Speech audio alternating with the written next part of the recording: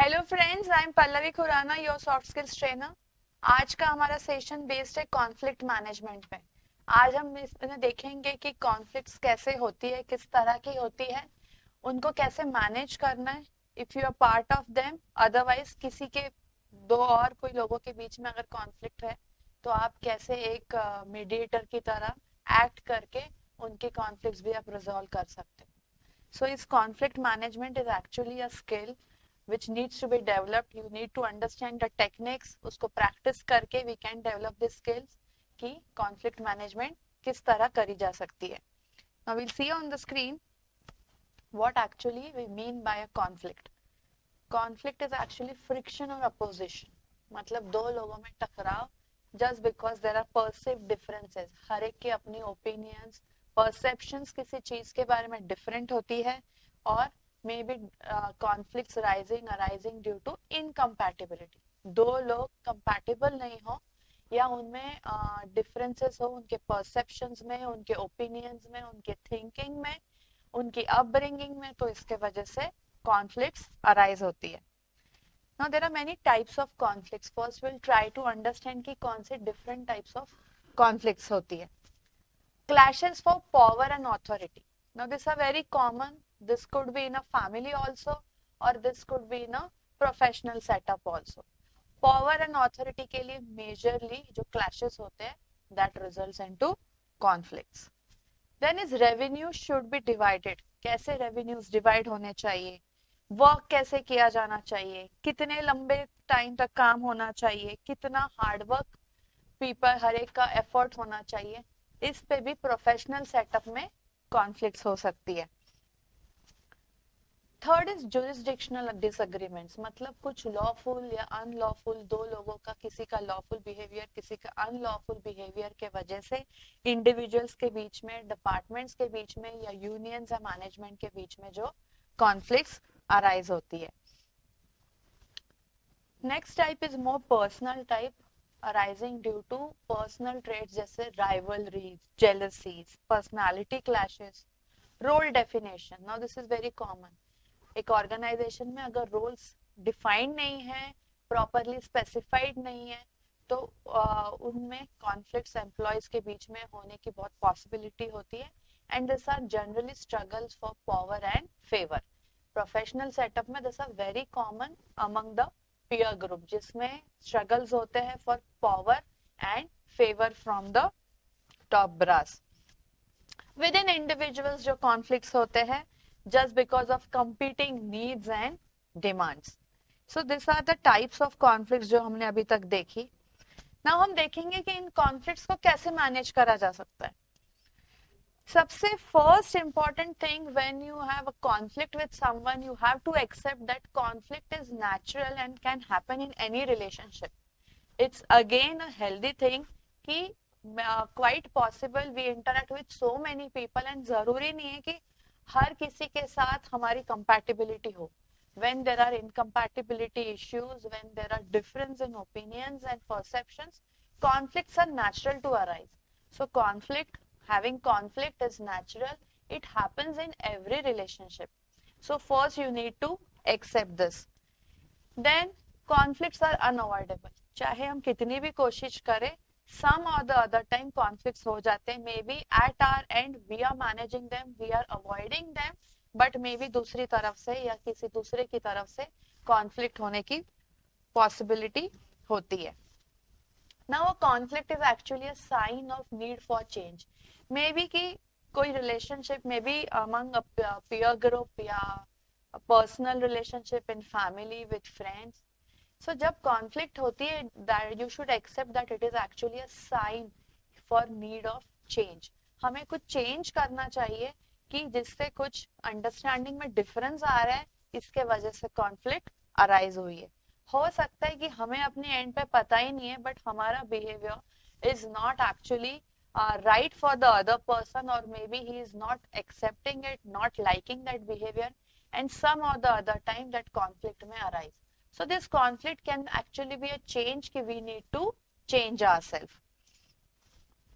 Now if you accept conflict healthily, you will also accept that it is actually an opportunity for growth, new understanding and improved communication. Most of the conflicts arise just because of miscommunication, misunderstanding. कुछ गलत फहमी या miscommunication, कुछ ठीक तरह से अगर message दूसरे पर्सन को नहीं पहुंचता, तब भी कॉन्फ्लिक्ट्स अराइज होती है. So when you accept a conflict, when you know that there is a conflict, you accept it. You should actually take it as an opportunity for growth, new understanding and improved communication. हमें ये पता लगता है कि हमारी communication में कुछ कमी है, अंडरस्टैंडिंग में कुछ कमी है, and this eventually results into growth if we change ourselves for the better. Conflict जिनके बीच में होता है उनको ही वो आपस में एड्रेस करना जरूरी है. जब हम कॉन्फ्लिक्ट को एक्सेप्ट कर लेते हैं, we also need to accept कि जिनके साथ मेरी कॉन्फ्लिक्ट हुई है उनके साथ ही मैं वो रिजॉल्व करूं, ना कि बाकी लोगों को उसमें इन्वॉल्व करूं. So this is very important once you accept the conflict that it should be addressed with the person with whom you have that conflict. Now conflict में हमेशा ही जरूरी नहीं है कि हम इन्वॉल्व हो सकता है कि हमारे सामने किसी दो लोगों के बीच में कॉन्फ्लिक्ट हुई and they are not able to resolve it. So at such times you can also act as a calming agent. Now jab when you are acting as a calming agent, the first and foremost thing that you should remember is कि the response to the conflict actually results in the escalation or decreasing the intensity of the problem. जिस तरह से हमारा response होता है, maybe as a calming agent और maybe someone who is actually involved in the conflict, हमारे response से ही या तो वो कॉन्फ्लिक्ट बढ़ती है या कम होती है. So first of all we should be conscious about our response to the conflict. एक बार कॉन्फ्लिक्ट हो गई, हमने एक्सेप्ट कर लिया, उसके बाद we should always have a very objective और neutral point of view to the problem. Not having a biased opinion or not having a biased approach is the first and foremost thing a calming agent would require. अगर हम biased है किसी एक person की तरफ, तो then there is no use being a calming agent है. जब आपने calming agent की responsibility ली है, एक mediator की responsibility ली है, then you should have a neutral point of view. It should be unbiased. When you act as a calming agent or you're part of the conflict, always try to resolve that conflict, and for that you should all work together to have a plan so that future में ऐसे conflicts ना हो, and जो अभी conflict arise हुई है उसको resolve करने के लिए we should try and make a plan. So even though if you are a mediator, you should actually plan out or chalk out something with the persons involved to resolve the conflict.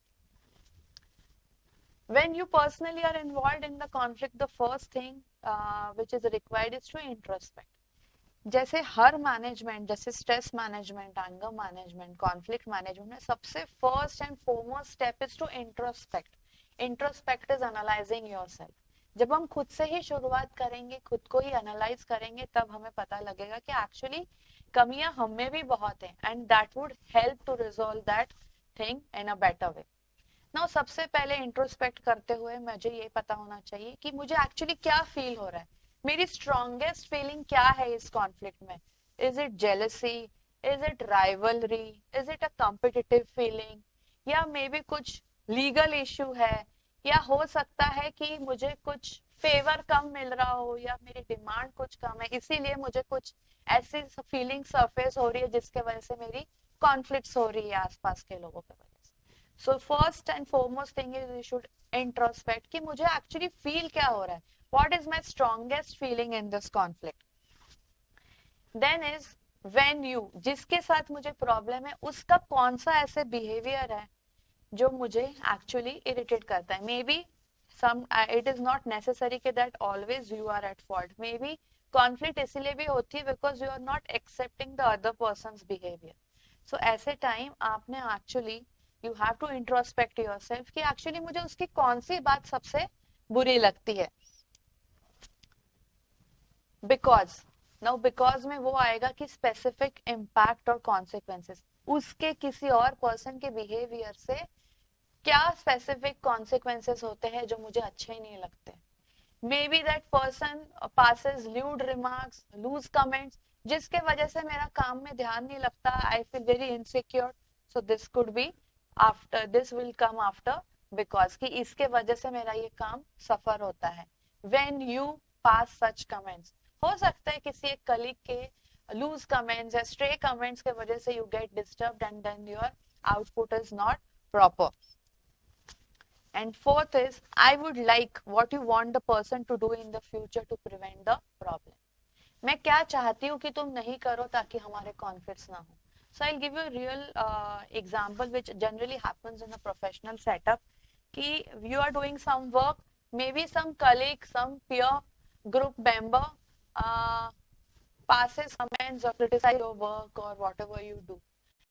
You actually don't tell that person, but you at your end you get disturbed and then your work suffers. You're not able to perform properly. You always keep on feeling low or feel bad about whatever he is saying. Maybe your these comments can come from your boss also, from your colleagues also. So while introspecting, you should jot down this. I feel, what do you feel? I feel bad, I feel low, I feel less productive. This would come in the first point. Second would be when you pass some comments or criticize my work. So this will be the second thing you will jot down. Because then my work suffers and I cannot give effective output. This could be the third point. And I would like if you don't pass such comments or don't give such negative feedback to my work. This would be the fourth comment. This would be the fourth point in this introspection. Once you jot down, this would be the first step towards the conflict management process, or this would be the first technique how to manage your conflicts in a better way. So once you introspect, once you come to know that what actually you feel after conflict, what are your feelings about that other person and what do you expect from that other person, this process would become easier and clearer. Now analyze the conflict. For analyzing the conflict, ask few questions to yourself. What triggered the conflict? So here it could be some negative feedback from the colleague or your peer group member, your team member. So analyze the conflict in this way. Second would be, who are you actually angry with? One who has criticized your work, or just because you are angry with yourself also that you are not performing well. Analyze this thing. Third question would be, what are you not getting that you want? Maybe you want a better output than this, but you are not able to perform because of all these things. So you can analyze the conflict in a way that what am I not getting because of this conflict? If this conflict is disturbing me, it is actually affecting my work or maybe my personal life also. What are you afraid of losing? Maybe this will help to surface your insecurities. Maybe you are afraid or scared that you may lose your job. Maybe you will lose that project, or maybe you will lose something else. So you need to analyze the conflict, that what I am scared of, what actually I am afraid of losing after this entire thing, and this needs to be addressed during this conflict management process. Is your conflict or anger accurate or over exaggerated? Ask yourself that whatever my response, is it actually accurate to the conflict, or actually I am overreacting to whatever has happened. Conflict has happened, conflict has taken place. Ask yourself this question, that if I am angry over all this thing, if I am disturbed, is it really worth, or I am overreacting over the entire thing? How can your conflict be resolved? Now, once you have analyzed, the next step would be to take action. It's not only that we need to introspect and analyze, we also need to take few steps further and take action for this entire thing. So once you are clear, once you introspect yourself, once you analyze the conflict as such, the next step would be, how can your conflict be resolved? How will you chalk out or plan out to resolve this conflict? Working together. Now, working together means with whosoever I have that conflict, I need to work together with that person. First thing is, we should stop blaming. if I keep on blaming the other person that just because of his feedback I am not doing well or I am not performing well, first and foremost thing is stop blaming. Stop blaming the other person. You are also equally responsible because you are taking it on you, and you are not able to manage that response yourself. Next thing would be commitment to work together. So you have problem with a certain person, you should have commitment to work together with that person to resolve that issue. Listen to each other. You will actually tell that person tell that person that you need to work together, and while doing this you will need to listen to that other person's view also, his opinion also. It's not a one-sided thing, it's a group thing, it's something which has to be worked together. So you need to listen to that other person also. You both need to listen to each other to actually understand and resolve the conflict in a better way. Now separate the person from the problem. So whatever the problem, analyze that problem and separate it from that person. If he is passing comments, if he is giving that negative feedback, don't attach that negative feedback with that person. Separate that negative feedback from that person. So then it would become easier to approach the problem. View the problem as specific behavior rather than attaching that problem with that person. Once you develop this attitude of separating the problem from the person, the conflict will become more manageable and you will have a hopeful approach. And this would also teach you how to ignore things, how to have better interpersonal relationships. The problem always lies in the problem which is very common in interpersonal relationships is just because we always attach the problem with that person. If we separate the problem from the person, it becomes easier to have better interpersonal relationships with people. Our conflict resolution also accordingly will become more manageable and hopeful if we separate the person from the problem. So actually your problem is that negative feedback and not the negative feedback coming from that XYZ person. So actually you don't have problem with that XYZ person, you actually have the problem with that negative feedback if you separate the person from the problem. Agree to disagree. This is very important that you should agree to disagree, means you should actually accept that every person has a unique point of view. Maybe the feedback which you are feeling negative is not actually negative, but you are taking it in a negative way. Maybe that person has some different perceptions and that way his whatever feedback he has given has become negative for you. So each person has a unique point of view. We need to first and foremost accept this point. Now, being right is not what is always important. This is very important in any management, like maybe stress management, anger management, conflict management. Why? Because it is not always important to win a situation. You should actually always give priority to the relationship and think before acting that is this conflict actually worthy of this relationship. So being right is not what is important. It's not always important to win a situation. It's always important to maintain the relationship, and that is what we need to first accept. Bury the past and think about the future. Now, this is a very common problem that people keep on dwelling on the past. So, first and foremost, we need to forget the past. Don't dwell on the past, because if we just keep on thinking about the past, then we would not be able to focus on the present and our future. So, let bygones be bygones. Don't dwell on the past. Forget about the past things, and then we should focus on the present and eventually plan out for the future. Being creative is very important in any conflict management process, because to satisfy everyone should be our goal. It's not that by conflict resolution we are only satisfying ourselves. Whosoever are involved in the conflict, it is very important that everybody should feel satisfied after that resolution. Agreements reached too early usually do not last. If you take the decision, if you reach to some agreement very soon, quite possible that they may not last for a long time.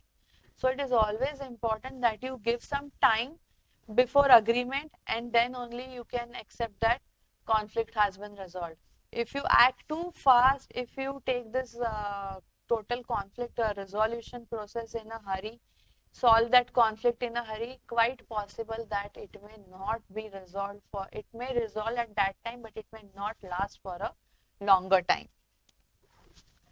Now, in a conflict, being specific while resolving a conflict, being specific is very important, because conflicts generally arise just because we are not specific about things. We convey certain thing keeping something in our mind that other person perceives it in a different way. So being specific is very important. And the first thing while managing conflicts, being specific, is to be to avoid ambiguity. Ambiguity in the sense, whatever message or whatever things we convey to people, they should be not ambiguous, they should be very clear. As we can see on the screen, our message should be clear. We should avoid ambiguity. Ambiguity means there should be no complexity in the message, and our message should be very clear, to the point. So this will avoid any misunderstanding, any miscommunication on our part as such. Maintain confidentiality. This is very important. Two people have conflicts. Two people, they don't resolve their conflict among themselves, but they move around and spread the rumors, and this actually escalates the conflict. So maintaining confidentiality is very important. Direct communication is very important. If you have problem with a certain person, you are having conflict with a certain person, try to have direct communication with that person and resolve it. Instead of going to 10 other people telling them your problem, this will only escalate the problem, or it will only escalate the conflict. So direct communication is very important. Work out a plan. When you communicate with that person directly, work out a plan, chalk out something so that in future you can avoid having such conflicts. So friends, this was all about managing your conflicts in a better way.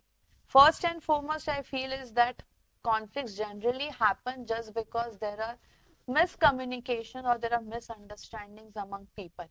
So actually conveying what we actually feel in a very clear and non-ambiguous way is the first step to avoid conflict. And once the conflict happens, we need to accept that conflict, take it as something, as a very healthy thing, a healthy outcome of some relationship, and manage the conflict in a better way. Chalking out a plan, understanding the conflict, introspecting ourselves, analyzing the conflict will actually help us to develop in a better way, to develop our relationship in a better way. So, how we manage the conflict actually helps us to develop our relationship. If we are not able to manage conflicts properly, there is quite a possibility that relationships spoil forever. So, if we give more importance to the relationship rather than the conflict, forget the past, focus on the present, and try to avoid such conflicts in the future, we will have better conflict management in our life. And conflict management is a technique, is a skill that needs to be developed over a period of time. We need to understand that what actually that how actually we can avoid conflicts, and if there are conflicts, how we can manage them in a better way. So this can actually help us to improve our efficiency also, our output also, and to improve our interpersonal relationships in a personal or in a professional setup. So friends, I hope this session on conflict management actually helped you to understand about conflicts, about avoiding them, and about handling them. Thank you so much, friends.